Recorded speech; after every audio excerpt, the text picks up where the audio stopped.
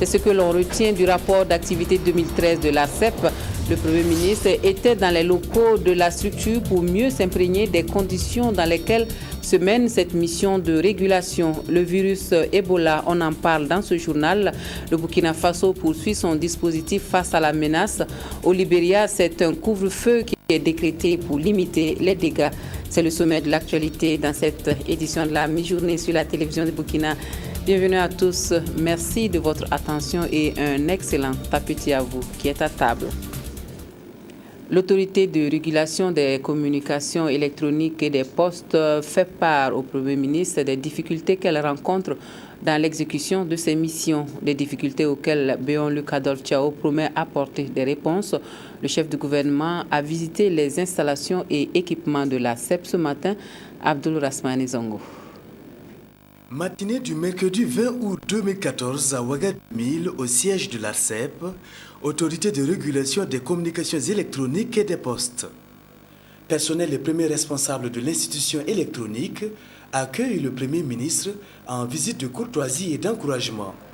De salle en salle, de compartiment en compartiment, Luc Adolphe Thiaw écoute religieusement les explications des techniciens de l'ARCEP.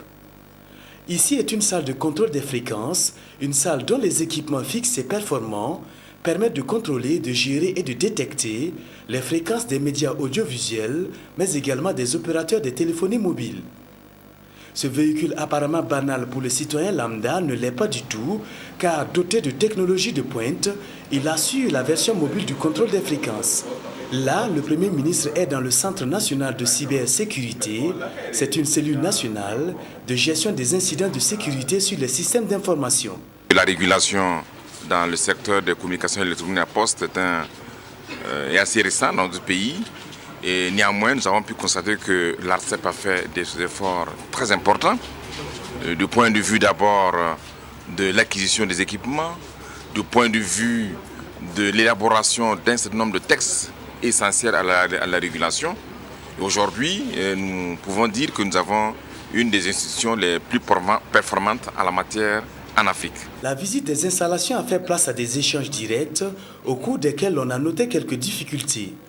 La procédure de passation des marchés publics est un énorme problème pour nous, dans l'exécution de nos projets. Donc il y a des projets que nous avons initiés depuis 3 ans et qui n'avancent pas à cause de la procédure de passation des marchés publics. C'est vraiment un problème pour nous. Des pistes de solutions ont été ébauchées pour faire face à ces problèmes soulevés. Il y a des textes que nous devrons prendre au niveau du gouvernement, notamment en matière de politique sectorielle. Il y a également certaines préoccupations relatives au statut du personnel qui travaille sous pression et qui fait un travail extraordinaire. Donc au total, je pense que ça a été une visite très positive et nous espérons que très bientôt en septembre, nous tiendrons un conseil de cabinet élargi pour aborder l'ensemble des questions qui ont été posées. L'ARCEP a été créée en 2008, réglemente les réseaux et services de communication électronique, mais également règle les litiges entre les différents acteurs du secteur au Burkina Faso. On note que si le secteur de la téléphonie connaît un certain dynamisme au Burkina Faso, il perd par contre des points côté qualité des services et respect des cahiers de charges. Le rapport d'activité 2013 de la CEP a été présenté au Premier ministre hier soir. Nous le feuilletons avec Bouma Ernest Nebier. Ce rapport d'activité présenté par le président de l'ARCEP, Mathurin Bako, au chef du gouvernement Luc Adolphe Thiaw, fait l'état des lieux des activités menées par l'autorité de régulation au cours de l'année 2013 dans le domaine des communications électroniques et des postes. Selon le document, c'est un secteur qui progresse. Selon le rapport, entre le 31 décembre 2012 et le 31 décembre 2013, le parc des abonnés est passé de 9 976 105 à 11 240 886 pour le téléphone mobile et de 519 498 à 1 516 069 pour le marché global de l'Internet. Et on note une quinzaine d'entreprises dans le domaine des postes. Toutefois, des insuffisances ont été soulignées. Nous avons mentionné que l'identification des abonnés n'était pas, il y a beaucoup d'insuffisances au niveau de l'identification des abonnés à la téléphonie mobile. Et nous avons mentionné également l'insuffisance au niveau de la qualité de service de la 3G. Et nous avons mentionné également des insuffisances, même au niveau de la 2G, il y a des insuffisances que nous avons mentionnées dans notre rapport de l'année 2013. À tout cela s'ajoute la mauvaise qualité des réseaux en période de bonus et le bas débit de l'Internet fixe fourni par Lunatel. Le rapport mentionne également comme insuffisance une décroissance notoire du réseau fixe. À ce sujet, l'autorité de régulation des communications électroniques et des postes recommande à Lunatel d'adapter ses offres aux besoins de la clientèle par la création de nouveaux services autres que la voix et de revoir la gestion et l'organisation du réseau. Le Front républicain poursuit sa tournée d'échange avec les leaders religieux et coutumiers. Assimi Kwanda et sa délégation étaient chez le Moro Naba Bango. Il s'est agi de lui présenter la structure et ses valeurs, solliciter conseils et suggestions pour consolider la paix et promouvoir le dialogue social. Karim Patrick Namouano. Le Front républicain sur le front de la promotion de ses idéaux, la paix, le dialogue, la solidarité et le développement du Burkina Faso. Auprès de Sa Majesté le Mogo Naba Bango, la délégation conduite par Assimi Kwanda est venue requérir des conseils pour bâtir une société où le vivre ensemble prime sur tout. Sa Majesté, poète à ses temps libres, promeut la paix et la cohésion sociale dans ses écrits. C'est du reste de sa plume qu'il a tiré les conseils prodigués aux représentants du Front républicain. Sa Majesté a encouragé le Front républicain à continuer d'œuvrer pour la paix, pour la solidarité, pour le respect des valeurs, en particulier des valeurs républicaines. Et tous les Burkinabés étant des frères et des sœurs, Sa Majesté nous a conseillé de poursuivre dans cette voie, car, selon elle, Sa Majesté, la politique doit viser à rassembler le maximum pour construire le pays et non pas pour le détruire. Le Front républicain est revenu sur son invitation relative aux précautions face au virus Ebola. Après le palais du Mogo Naba Bango, la délégation du Front républicain envisage rencontrer les communautés musulmanes et catholiques pour promouvoir le dialogue, la solidarité et la paix sociale au Burkina Faso. Et pour le mot de santé de ce journal, nous parlons de la stratégie du Burkina Faso pour barrer la route au virus Ebola. Des mesures sécuritaires sont prises par le gouvernement et le dispositif mis en place nécessite des moyens financiers, 10 millions de francs CFA. C'est la contribution de Coris Bank pour soutenir le ministère de la Santé, Claudine Bikaba. Le groupe Coris Bank apporte son soutien au gouvernement burkinabé pour faire face au virus Ebola qui inquiète aujourd'hui la sous-région et la communauté internationale. Un soutien d'une valeur de 10 millions de francs CFA remis ici au ministre de la Santé qui salue cette action. C'est véritablement une action citoyenne que le groupe Coris Bank, à travers sa fondation, a posée.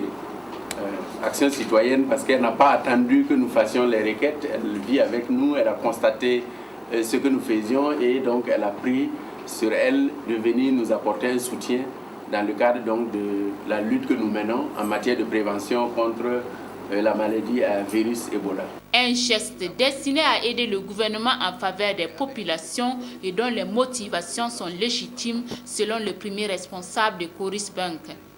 Les actions entreprises déjà par le gouvernement sur la sensibilisation et la prévention nécessitent d'être soutenues parce que nous sommes convaincus que ce n'est pas la seule affaire du gouvernement. tout Burkinabé devrait se sentir concerné et nous devons tous travailler à préserver notre population.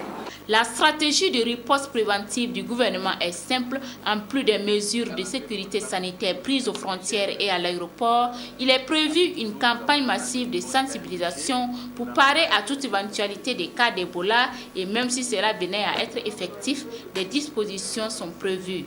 L'aîné Sebgo affirme qu'il rendra compte de cette somme et rassure quant à son bon usage aux donateurs qui entend répéter le même geste en Côte d'Ivoire et au Mali.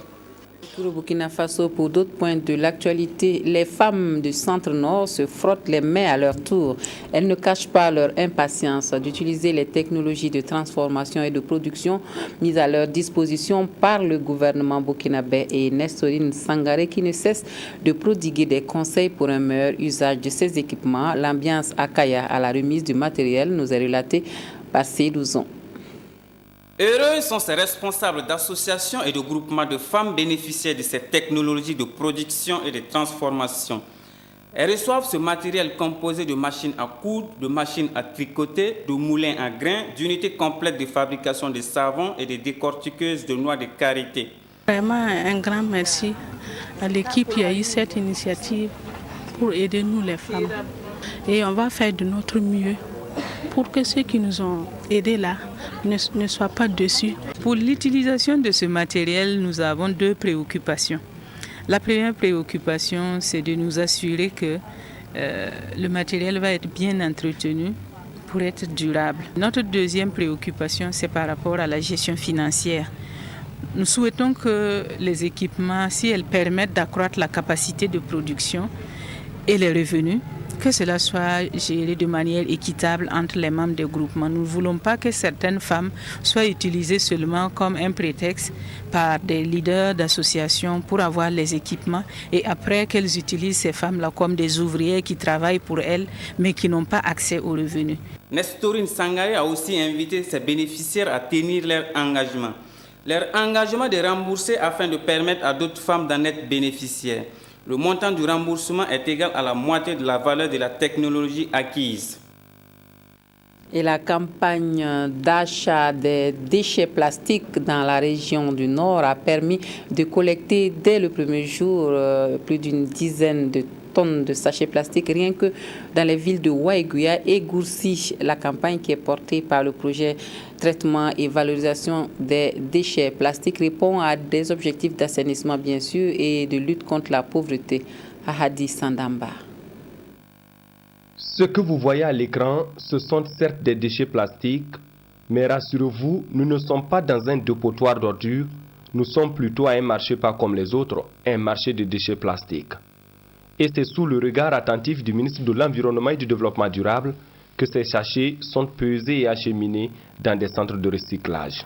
Déchets plastiques, c'est quoi? C'est les sachets noirs, les sachets d'eau minérale, les plastiques qu'on utilise pour emballer les appareils. Et également les sachets durs, nous appelons les sachets durs, les bidons, par exemple les chaises en plastique, les seaux. C'est non seulement pour assainir, débarrasser notre environnement de ces déchets plastiques et également créer des revenus pour le groupe vulnérable, notamment les femmes, les personnes âgées. Pour cette première sortie dans la région du Nord, ce sont environ 11 tonnes de déchets plastiques qui ont été achetés, dont 8 tonnes dans la ville de Waiguya. Une initiative que le maire apprécie à sa juste valeur. Notre ville souffre énormément des questions de salubrité. La propreté dans la ville, la question de l'assainissement dans la ville, c'est un élément important.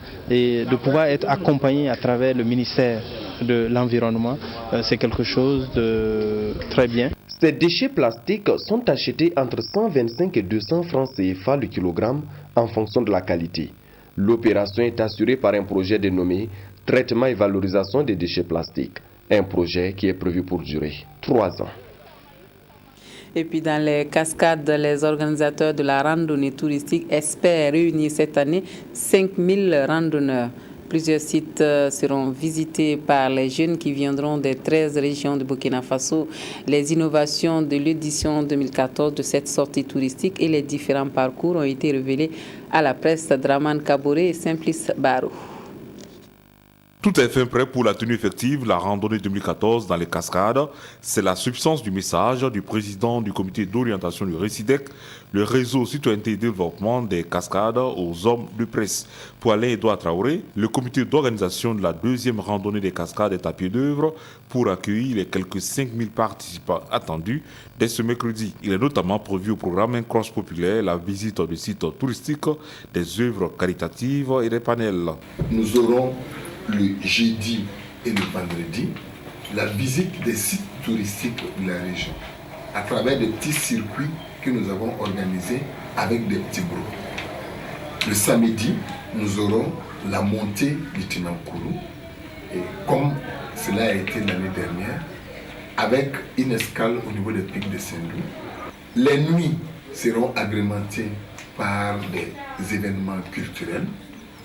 La cérémonie officielle de la randonnée sera le vendredi 22 à 21h sous forme d'une soirée culturelle.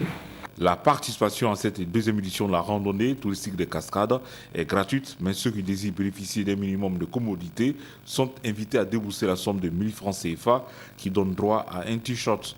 Le RECIDEC entend par cette action faire la promotion du tourisme au Burkina Faso tout en contribuant au développement de la région des Cascades.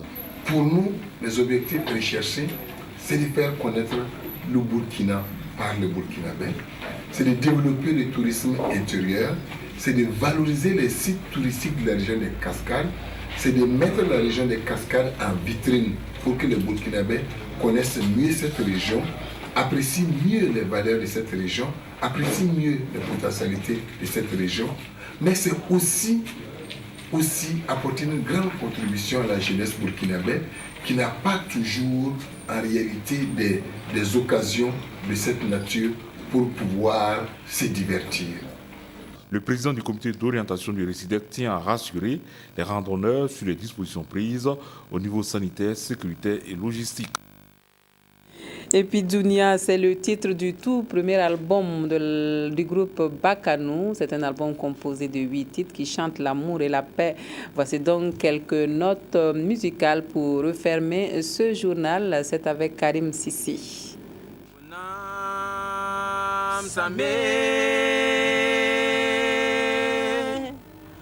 Oh, Maminga. 3 ans de gestation, 3 ans de dur labeur.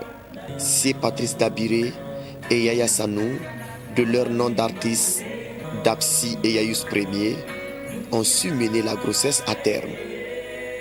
À la naissance, Dunia, qui signifie notre monde. Nous voulons vraiment demander à la population de nous accompagner. Parce que notre genre, c'est de la variété musicale. On en trouve tout dans ce qu'on fait là. Et voilà, et c'est l'appui de tout un chacun que Bakanou puisse vraiment aller loin. Et voilà, nous demandons à tout un chacun de nous appuyer. Voilà, nous nous confions vraiment en vous et les mélomanes, afin que Bakanou puisse avoir le courage, avoir une certaine conviction. Et voilà, quand un artiste a la certitude, a une conviction en lui-même, alors tout ira vraiment en bon train. Dunia est un mélange de plusieurs rythmes culturels, entre autres Dagara et Bobo. Au-delà de la musique, ces 2 jeunes artistes ont mis l'accent sur les messages. Et ce premier opus de Bakanou, composé de 8 titres, se veut promoteur. Ces 2 jeunes, Bakanou, Dapsi et Yayus, je les ai vus depuis leur enregistrement. Auprès de moi, ils sont souvent venus demander des conseils. Et il faut reconnaître que ces jeunes sont pleins de talent. Ils ont d'abord leur génie.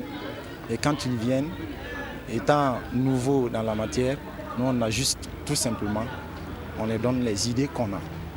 Il faut reconnaître qu'ils sont pleins de talent et que l'avenir pour eux, grâce à vous, il n'y aura pas de problème.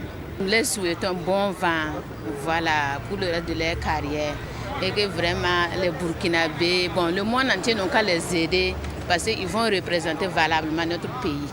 À cette soirée dédicace, Bakanou a démontré au public sa maîtrise scénique.